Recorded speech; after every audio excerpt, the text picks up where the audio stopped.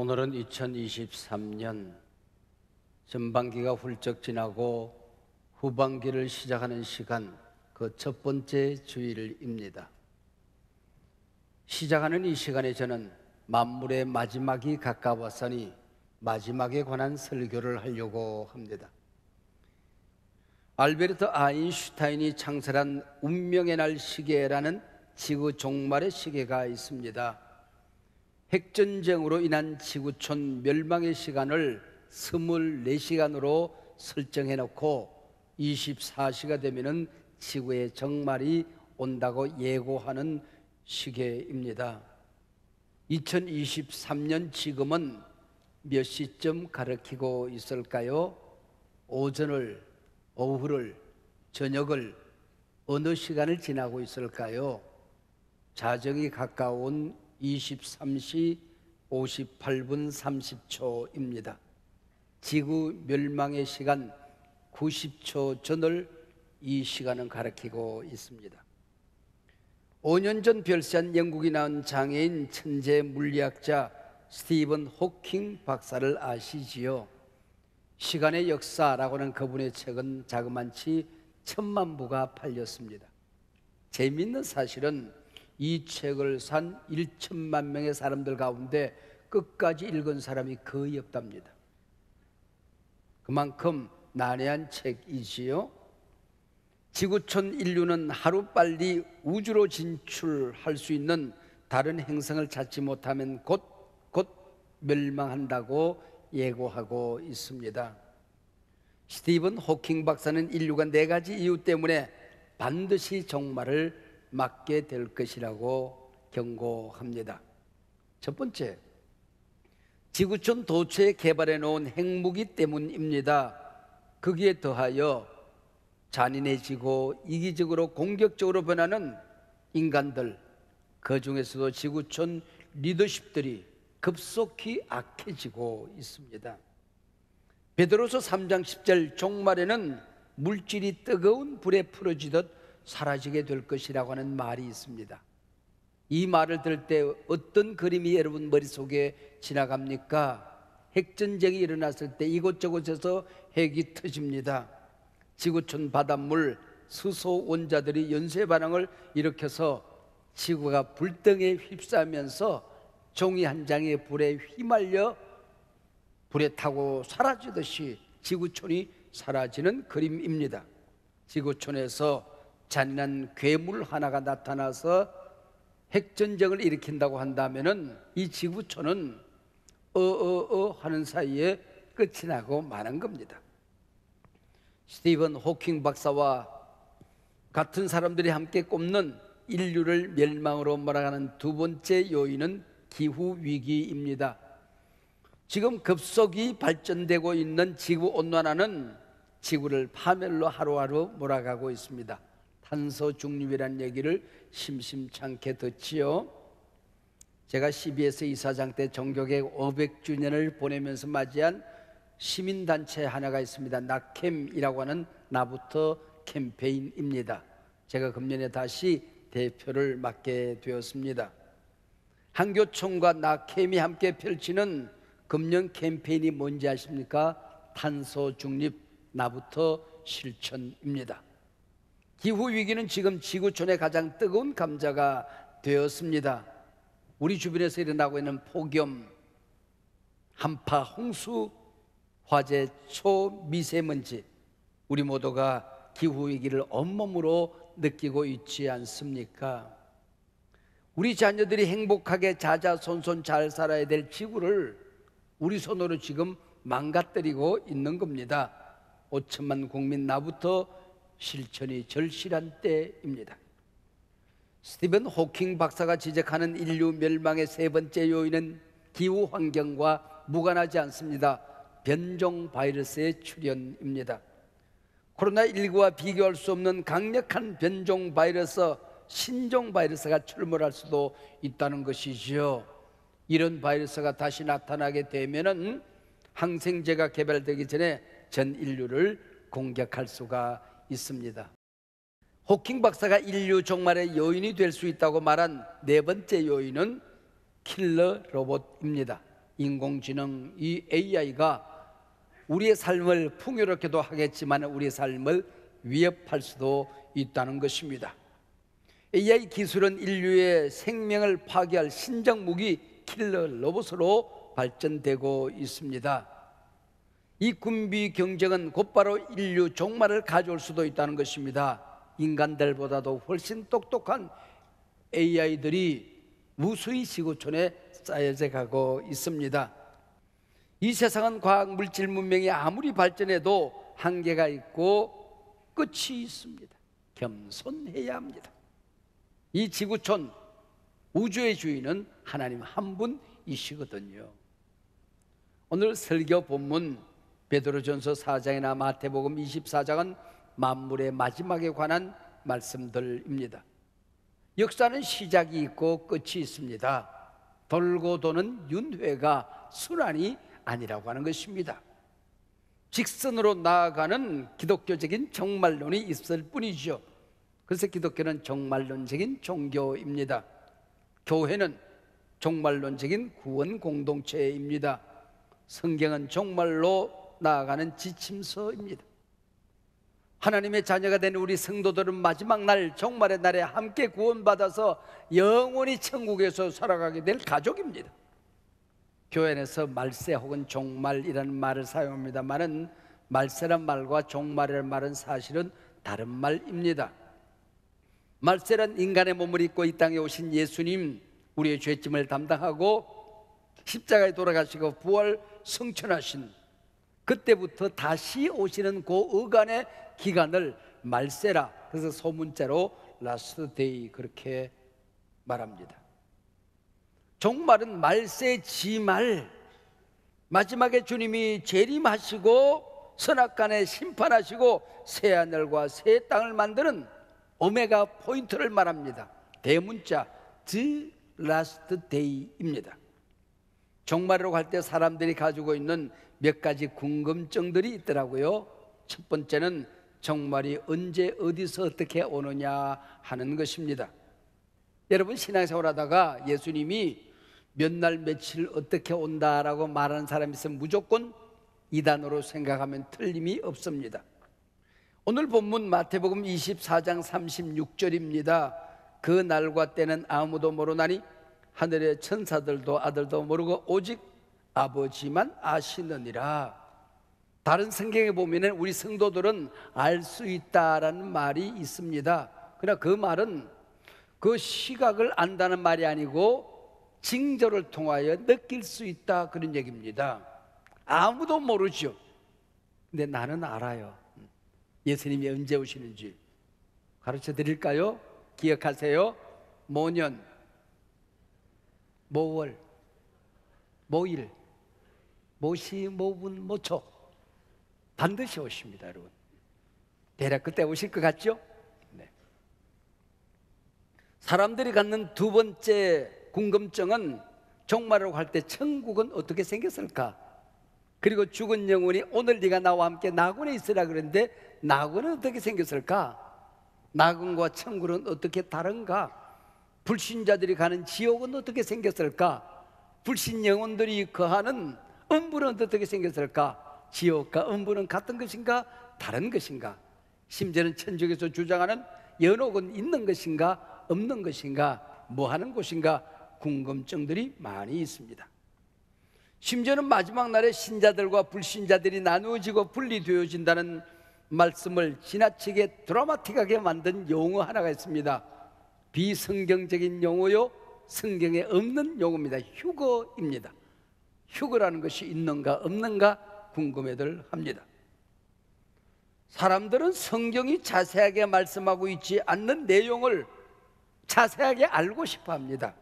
그러다가 이단이 생기고 이단에 빠져들게 되는 것입니다. 오늘 두 본문의 저자 베드로나 마태는 종말 설교를 통해서 예수께서 언제 재림하시는가, 어떻게 재림하시는가 말씀하고 있지 않습니다. 천국과 지옥, 낙원과 음부, 그리고 연옥에 관하여 설명하고자 하는 마음이 없습니다. 성경은 역사의 종말과 심판은 반드시 있다, 오늘이 내 인생의 마지막 날이라고 할지라도 하나님 앞에 설 준비를 해라. 부끄러움도 후회함도 없는 종말을 준비하는 삶을 살라, 그 얘기입니다. 종말론이라고 하는 것은 오늘에서 마지막 날을 향하여 한 걸음 한 걸음 걸어가는 저 높은 곳을 향하여 날마다 나아갑니다. 이게 기독교 종말이 아닙니다. 태어난 사람은 죽는다. 시작이 있었던 것은 반드시 끝이 있다. 인류도 지구촌도 마찬가지다. 우주도 마찬가지다.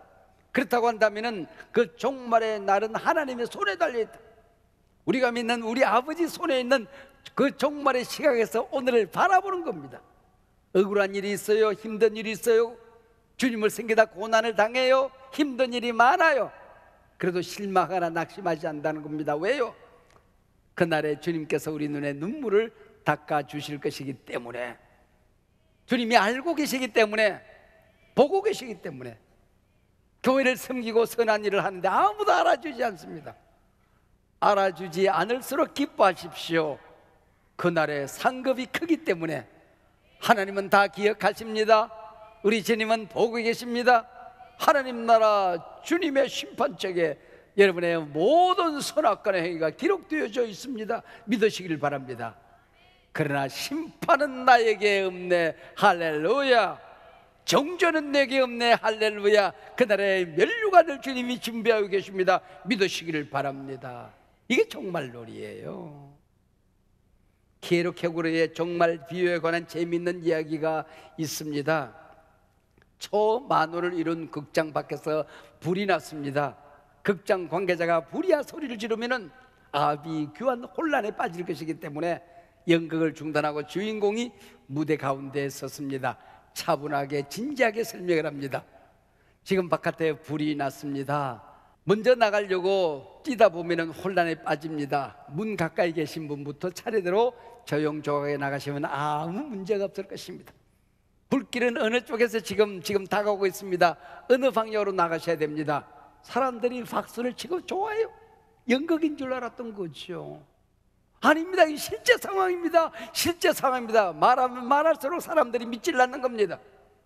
시간이 폭이나 지난 다음에 극장 안으로 불길이 확 밀려옵니다. 때는 늦었던 것이지요. 이게 종말이라는 겁니다. 성경이 종말 하니까 위기감을 조성하려고 얘기한 걸로 받아들입니다. 말세, 초대교회도 말세였고 지금도 말세였다. 그래서 우리가 긴장하지 않아도 된다라고 느낍니다. 앙상한 나무가지에 새움이 돋으면 봄이 온 줄로 압니다.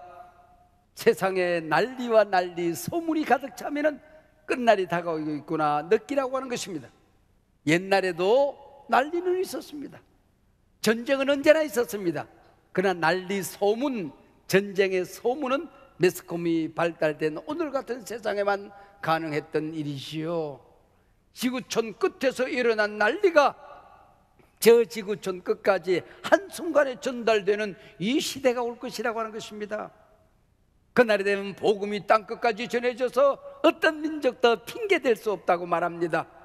지금 전 세계 그 다양한 수많은 부족의 나라의 언어로 성경은 번역이 되어졌습니다. 핑계치 못할지니. 한 걸음 더 나가서 마지막 때가 되면은 교회가 묘하게 교묘하게 핍박을 당해서 정말 교회 안에 구원이 있나? 우리가 믿는 성경이 진짜인가? 하나님은 살아계시는가? 심판은 있는가? 의심하게 돼서 마지막 때에 믿는 자를 보겠느냐? 그때가 되면은 마지막 때가 된 줄로 알라 하는 것입니다. 마태복음 24장 37절 이하에 있는 말씀 경성하고 들어보십시오. 노아의 때와 같이 인자의 임함도 그러하리라.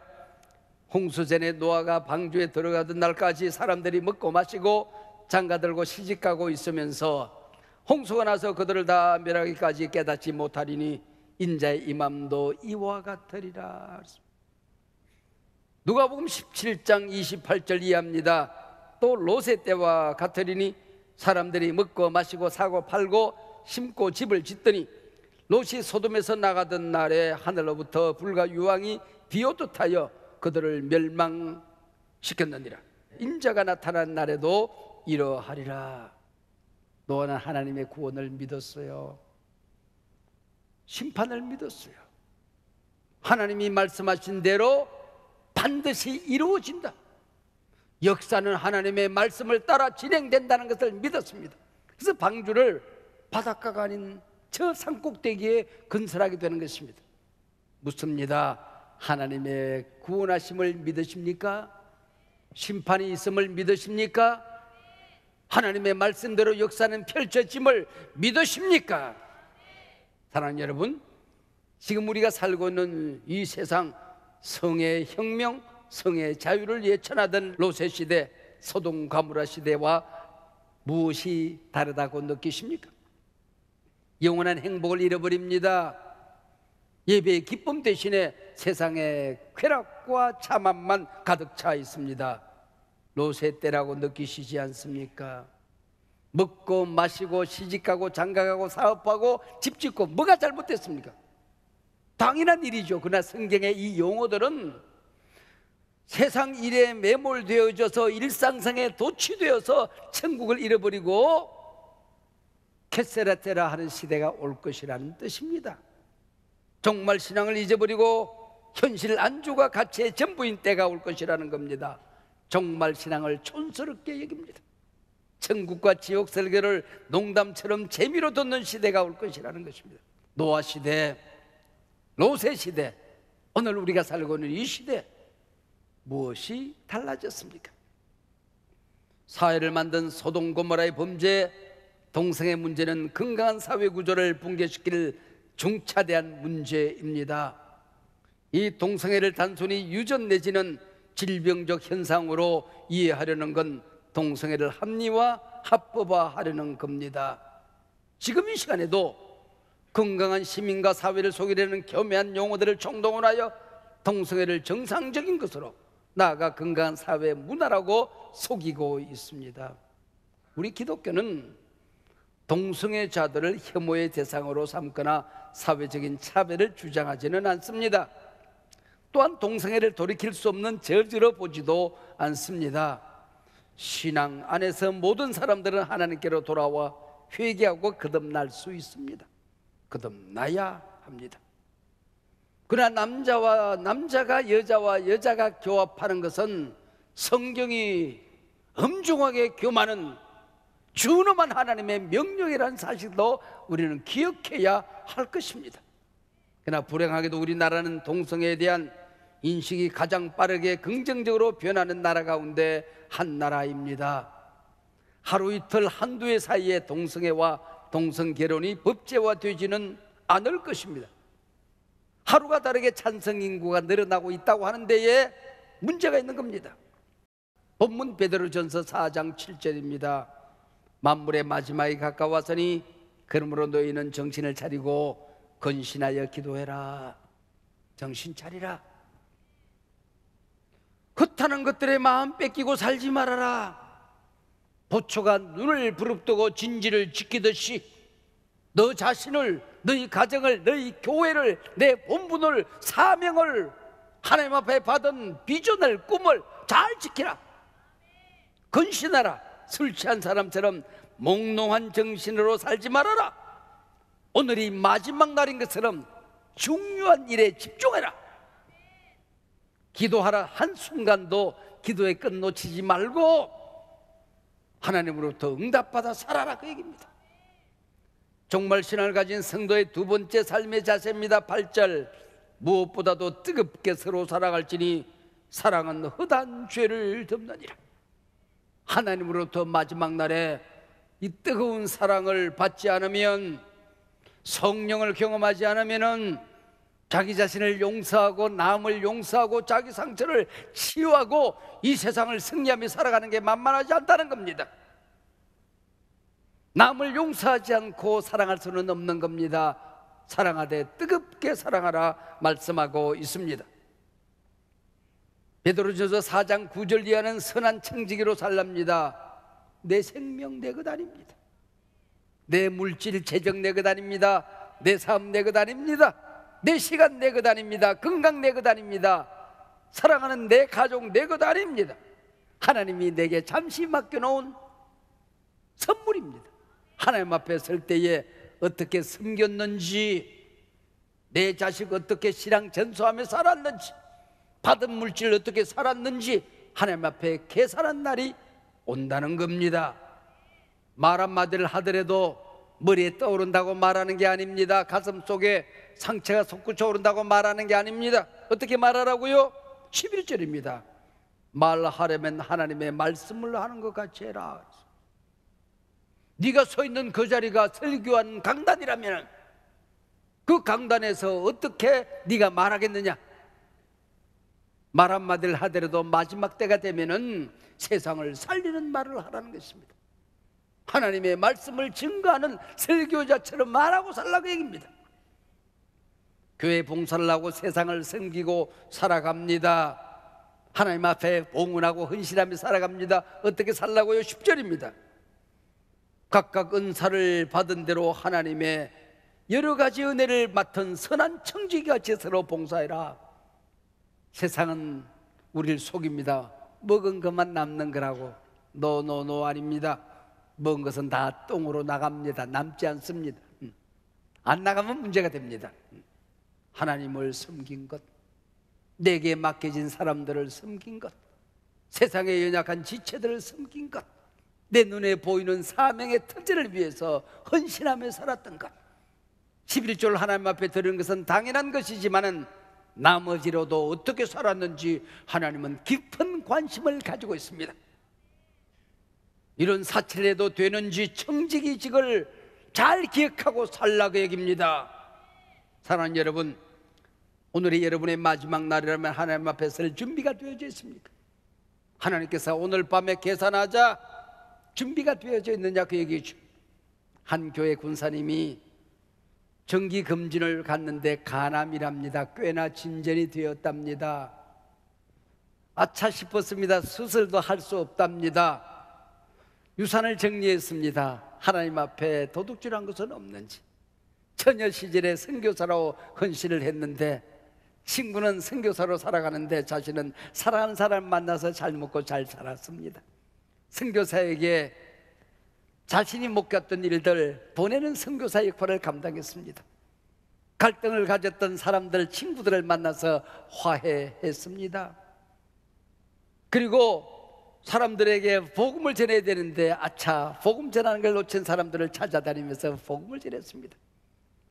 추적 관찰을 3개월 후에 하겠습니다. 그래서 3개월 만에 찾아갔더니 오진이랍니다. 친구들이 얘기합니다.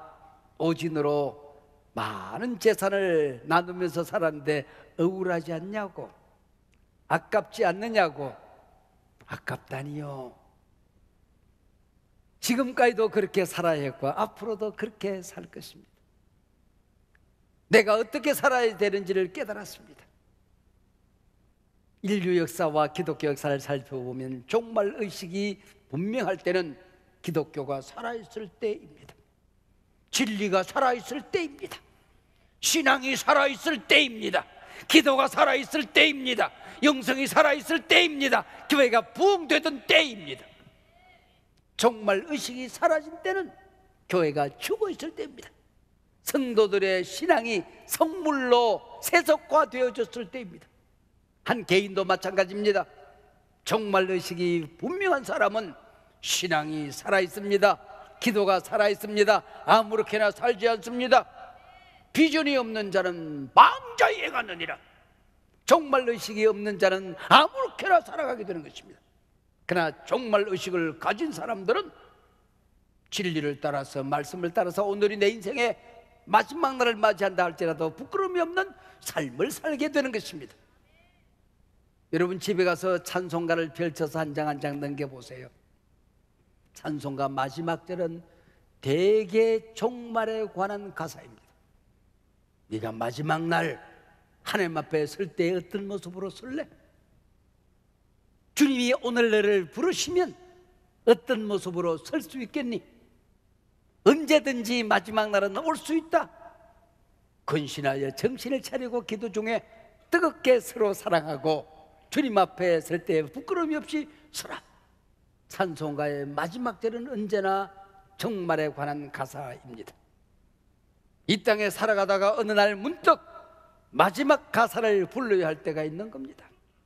오늘이 여러분 찬송가의 마지막을 불러야 할 시간이라면 오늘 밤이 주님이 여러분을 부르시고 계산하자고 하는 날을 맞이하게 된다면 어떻게 서시겠습니까?